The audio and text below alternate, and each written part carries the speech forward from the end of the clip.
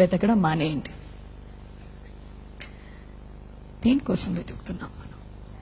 ప్రతి బాంధవ్యంలో ఒక భయం ఉంది. నిజంగా నా తల్లో పోయి ఆలోచనలు అవతల మనిషికి తెలిస్తే అమ్మో ఏమన్నా ఉందా? ప్రతి బాంధవ్యంలో ఒక భయం, ప్రతి బాంధవ్యంలో ఏదో ఒక దాచిపెట్టుకోవాలా.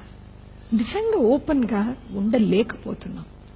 కోపం వస్తే దాచిపెట్టేసుకోవాలా, మనసులో అనుమానం వస్తే దాచిపెట్టేసుకోవాలి, ఆలోచన వస్తే దాచిపెట్టేసుకోవాలి, అన్నీ దాచి దాచి పెట్టుకోవాలి. కానీ నిజంగా ఓపెన్ గా ఉండలేకపోతున్నాం. ఒక భయము, ఒక అసంతృప్తి ప్రతి రిలేషన్షిప్ లో ఉంది. మన జీవితంలో మనం కోరుతున్నది ఏంటంటే ఒక పర్మనెన్స్, ఒక సెక్యూరిటీ, ఒక భద్రతని కోరుతున్నాం మనం మన జీవితంలో. ఆలోచించండి, అందరము ఒక భద్రతని కోరుతున్నాం. భయం లేని ఒక బాంధవ్యం కావాలబ్బా. ఎప్పుడు శాశ్వతంగా అట్లాగే నిలిచిపోయి ఒక బాంధవ్యం, ఒక తోడు, ఒక నీడ, ఒక భద్రతని, ఒక స్థిరత్వాన్ని, ఒక సురక్షిత తత్వాన్ని, ఒక సెక్యూరిటీని మనం అందరం మన బాంధవ్యాల్లో కోరుతున్నాం. ఆ పర్మనెన్స్ మనకు మన జీవితంలో దొరుకుతుందా? ఆ శాశ్వతమైన ఒక బాంధవ్యం, ఆ తత్వం మనకు మన జీవితంలో దొరుకుతుందా? ఎందుకు దొరకట్లేదు? ఎందుకు దొరకట్లేదు ఆలోచించండి. సింపుల్. మీరున్నారు, ఎక్కడ ఎక్కువ ప్రేమ దొరుకుతుందో, ఎక్కడ ఎక్కువ ఆనందం దొరుకుతుందో అక్కడికి వెళ్తాం. ఇది జీవిత నైజము, ఇది జీవిత సత్యము. మన మనసు ఎలా పనిచేస్తుందో అవతల వాడి మనసు అలానే పనిచేస్తుంది కదా. Yes or no? మన మనసు ఎలాగుంటుందో అవతలవాడి మనసు అలాగే ఉంటుంది. మన మనసులో ఎలాగ ఎక్కువ ప్రేమ ఎక్కడ దొరుకుతుంది, ఎక్కువ ఆనందం ఎక్కడ దొరుకుతుంది అక్కడికి వెళ్తున్నాము.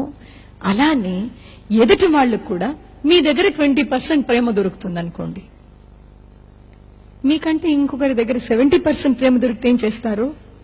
వాళ్ళు చొక్కాని తీసేసి అక్కడ తగిలిస్తారు, అక్కడికి వెళ్తారు. మీ దగ్గర 30% ఆనందం దొరుకుతుంది అనుకోండి, ఇంకొకరి దగ్గరికి వెళ్తే 80% ఆనందం దొరికితే ఏం చేస్తారు? మీ దగ్గర నుంచి అక్కడికి వెళ్తారు.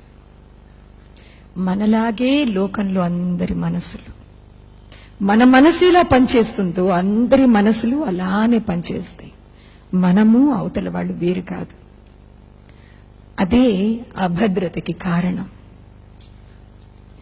ఎవ్వరూ మనతో శాశ్వతంగా ఎందుకు ఉండలేరంటే, మనల్ని మించిన వాళ్ళు దొరకంగానే ఎంత గొప్పవాడైనా మన దగ్గర నుంచి మనసు అవతల వాళ్ళ దగ్గర తిప్పేస్తాడు.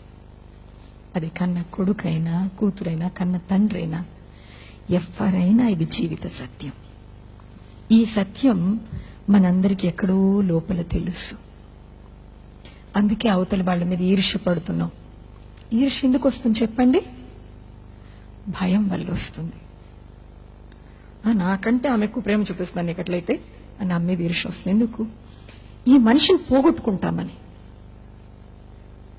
ఈర్ష్య ఎందుకు వస్తుంది? భయం వల్ల వస్తుంది. ద్వేషం ఎందుకు వస్తుంది? భయం వల్ల వస్తుంది. అభద్రత, అభద్రత ఎక్కడ కాలు కింద భూమి నిలబట్లా, మనం నిల్చుకున్న చోటల్లా సర్రని జారిపోతుంది. ఒక కంపెనీలో వర్క్ చేస్తున్నారు మీరు, ఇవాళ మీరు రాగానే ఓ లక్ష్మిజీ రండి రండి రండి అందరూ మీకు స్వాగతం పలికేస్తున్నారు, రెడ్ కార్పెట్ వేసేస్తున్నారు, చాలా బాగుంది. రేపు పొద్దున లక్ష్మీజీ కంటే ఇంకొకరు జయలక్ష్మి గారు వెళ్ళారు, ఆవిడ లక్ష్మీజీ కంటే కేపబుల్.